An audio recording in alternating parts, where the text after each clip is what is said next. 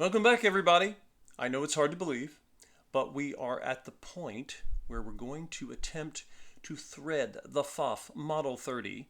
I have never threaded one before, and I thought, well, gee, it might be helpful to have a manual. The manual that came with this machine is in German. I assume that the person who sewed with it, they may have spoke and written English as well, but they had to, somebody spoke German when they were using this manual. Now, I mentioned this manual has better illustrations and directions than some from the era. Some of them are kind of cryptic. I guess they did the best they could. Anyway, all of the text is in German, and I'm not going to try to read it because I don't know the language, and if I try, I'll just butcher it and hurt the feelings of people who speak it well. So I'll just not do that. There's enough comedy on this YouTube channel as it is, usually when I drop something. So, but they say a picture is worth 1,000 words. So let's look at the pictures. Okay. Now, this machine has two spool pins. So, and I have not looked at the manual enough to see. I don't believe this manual is going to do double needle stitching, but I could be wrong. So, never mind that. But notice this. There's an arrow pointing past this pin. This is the spool pin on the left. So that, what does that tell us? That tells us that we're going to have to put the thread on the spool pin on the right. Okay, we'll get back to that. We come down. What do we see? We see it's going to come under this piece. Right. Let me zoom out a little bit here. Zoom out some more. Okay, so it's going to come down from the spool pin, and it's going to come down here. It's coming right underneath there first. Not here, but there. And then as it comes up, it's going to come up and make a really sharp turn, almost vertically up, and it's going to come around counterclockwise around this little, looks like a little button. It is a thread guide. It just may not look like one. Depends on the brand of machine you use. Then we're going to come back down, because remember, we haven't gotten into our tension discs yet. And notice in the picture, you guys see the foot, see the presser foot? It's raised, and that's what we want. Mine is raised right now. Definitely do not have your presser foot down. You do not want your tension discs engaged with pressure when you thread your machine. This is true of all machines. Doesn't matter what brand. So then we're going to come down. As I said, we're going to come down and we're going to form the letter J. We're going to come down on the right, and there is, I'll show you all when I move this manual out of our way, there is a nice handy little tongue guide that helps guide the thread between the discs. It's going to come around, and then it's going to come up, and it's going to come back and engage with the check spring. Remember, there's like a little U-shape, little valley. We want our thread there. We'll cover that in a moment. And then we're going to come down, and we're going to come under this big, giant piece of steel here. And then we're going to go up. And when we go up, we are going to come through this really nice and heavy, thick and heavy thread guide. This is a big, heavy thread guide. And I don't say that often. Okay, and then what else are we going to do? We are going to come straight up, and we are going to make sure that we thread the take-up arm. Okay, well, you want to make sure your take-up arm is in the highest position when you do this. And this is true generally of machines that I thread. And sure enough, Pfaff says, please do that too. Okay, then we're going to come over and we're going to come down from that take-up arm. We're going to hit this thread guide right there. There's one sitting right there. And then, you can see a little bit better now. Then we're going to come straight down. What does the book now tell us? Oh, and then we're going to hit a thread guide just like the one I actually discovered and showed all of you. I highlighted for the last Pfaff I worked on, which was the Pfaff Model 6. I really like this thread guide because it's really strong. It's built into the needle clamp. It's not attached to the shaft. It's actually built into the clamp. Now you have to get back there. You have to really get your thread back there. It's not a big deal. And then once that's there, I really like this thread guide. And then it's time to thread the needle. Okay, so that's how I am seeing this. If you guys think maybe you have a Pfaff 30, maybe you say, oh no, that's not how you do it. Well, hey, we're going to see if a picture does speak 1,000 words. And remember what I've always told you, anytime that the machine is not set up properly, if you've missed even one thread guide, your machine will sit there and it will not sew for you. And it will sit there and continue to sit there until you fix what's wrong, because it doesn't have a brain. Remember, sewing machines from this era, they are the brawn, and they have a lot of brawn. This one I expect does as well. But you are the brains, just like your parents and your grandparents and your great-grandparents. You can do it. If I can do it, you can do it. All right. So I have found most of the thread, by the way. I have purchased thread before to test my machines with, but a lot of the thread that I get comes in these, when I get machines, sometimes there's a bag or a drawer full of thread. Now I check it. I pulled on this thread and it's pretty strong. You have to be careful with old thread, because some old thread will degrade and it'll become very weak, and you can just barely tug on it and it'll snap. You don't want that. You'll be breaking threads all day long. But I don't expect that with this machine. So to follow the guide of the user manual, we're going to start here. I like to put my thread on the back side coming off counterclockwise. And where am I going to go? Well, remember, the first place we hit is under here, right? I chose this thread to make sure I didn't choose black thread, or it would be harder to see. Then I'm going to come around this thread right here, or this thread guide, excuse me. Now, I'm going to do another wiggle of the machine because I want you to see a somewhat different angle. Now, as I come down here, you see all of this business, all of this here is a nice place to say, it's trying to tell us, hey, don't put the thread back here, don't put it over here.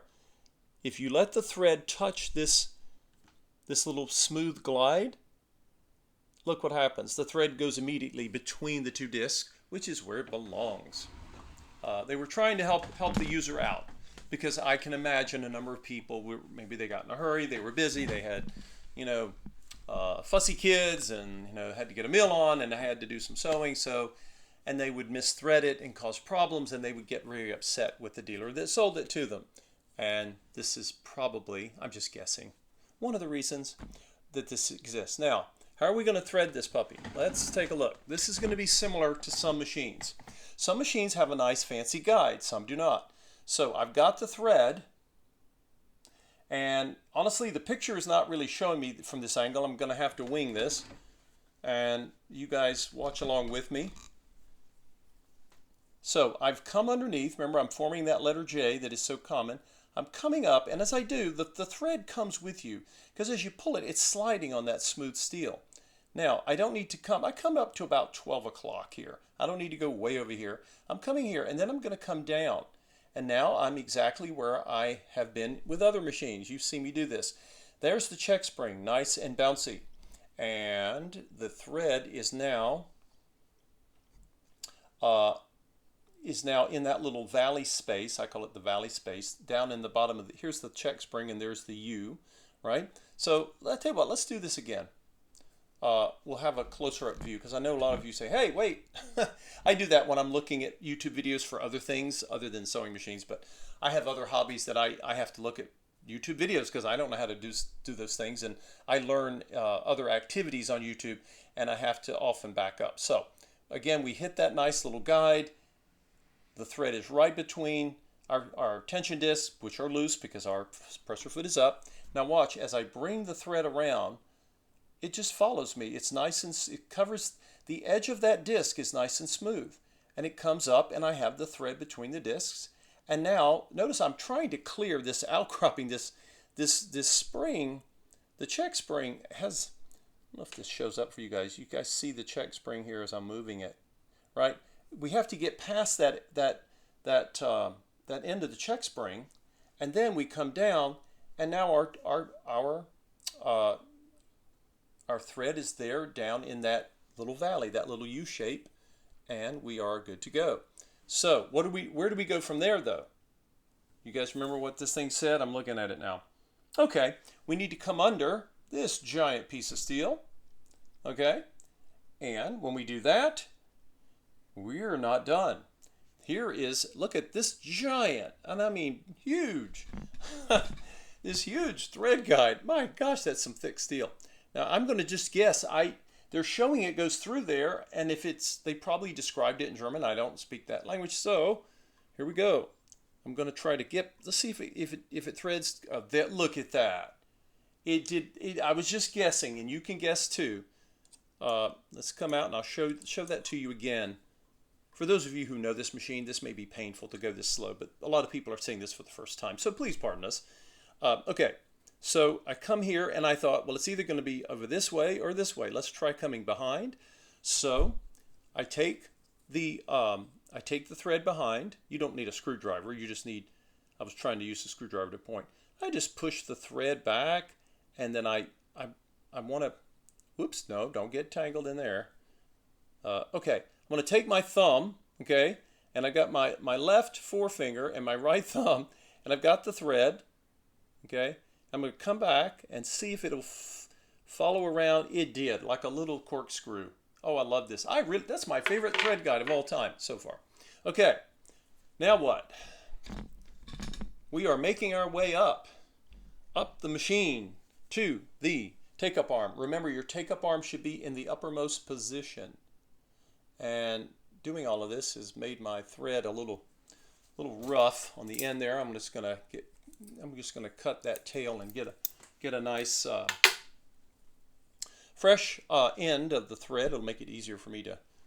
And I'm just going to go from the right towards the left. That's the most common way you thread your.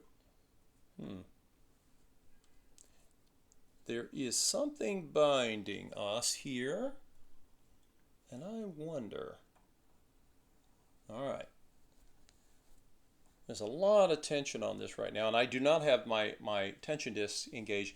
I have noticed sometimes, and I've noticed this on neckies as well, when they have a thread guide that looks like this, sometimes you want to make sure those are clean because you don't want it to throw your tension off. There's a lot of tension here. All right, so now I'm going to take a guess. Do I go this side? Nope.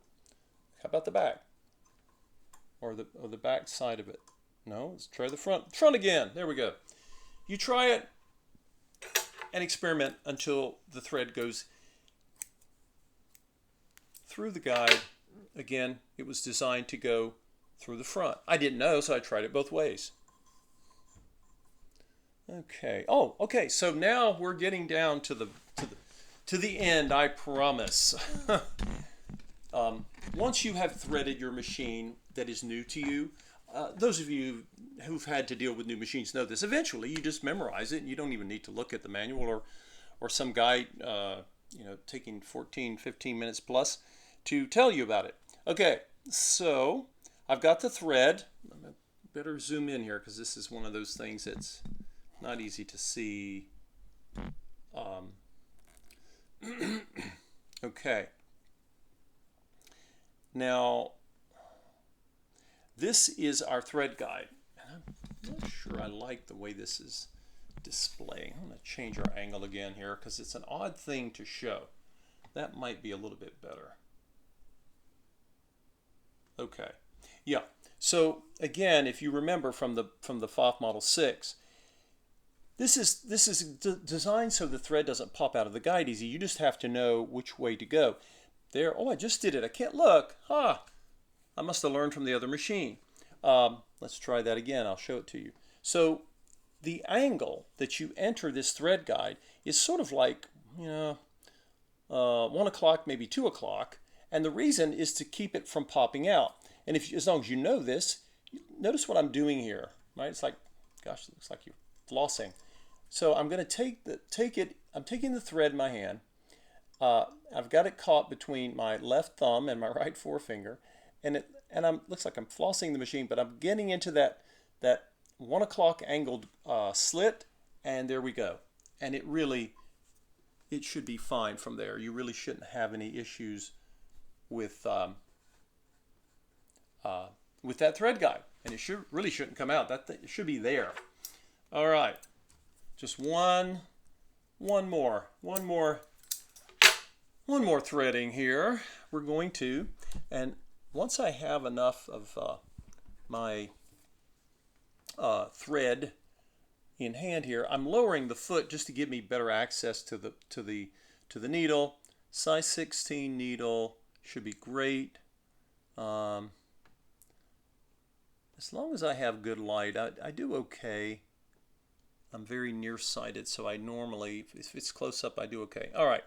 If you're not, you may want to use a magnifier of some sort. Now, I just threaded the needle, but I'm not going to pull on the thread yet because now I've got my tension disc. So let's raise the foot again.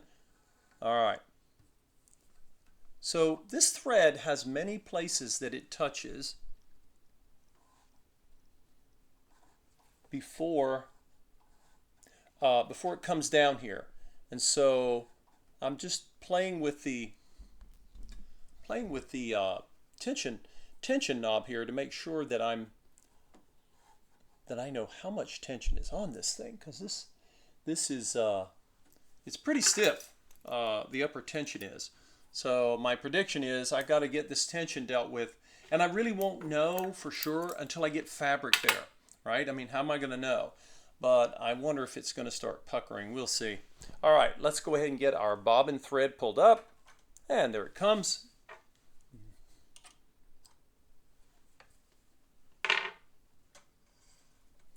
And the tension on the bobbin case feels nice, feels smooth, nothing. All right, what are we doing here? Now I may have got my threads tangled. Look at that. I just need a top and a bottom thread, and I don't want them intermingling, not until we start sewing anyway.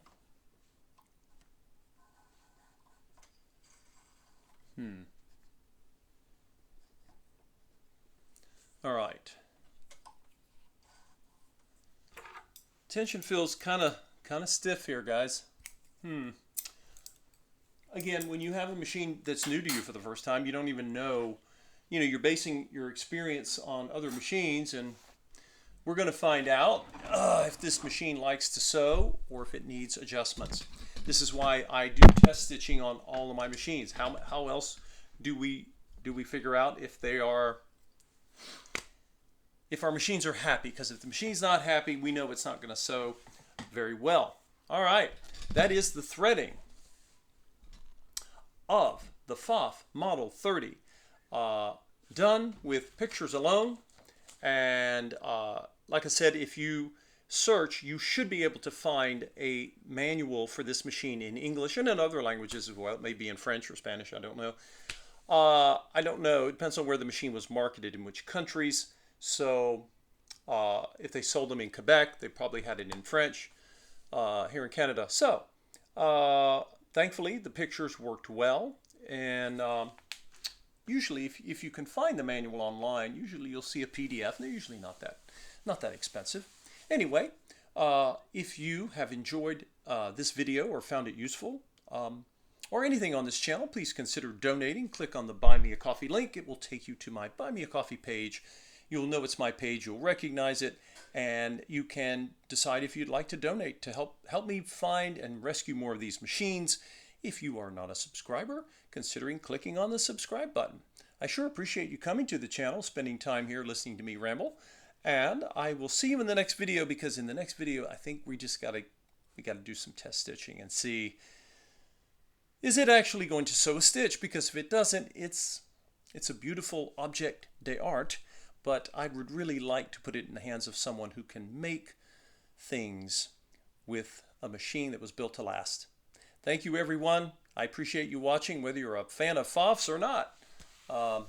It's my first Pfaff Model 30. If it's not yours, if you know this machine, or whether you do or you don't, feel free to make comments down below. I'll see you in the next video.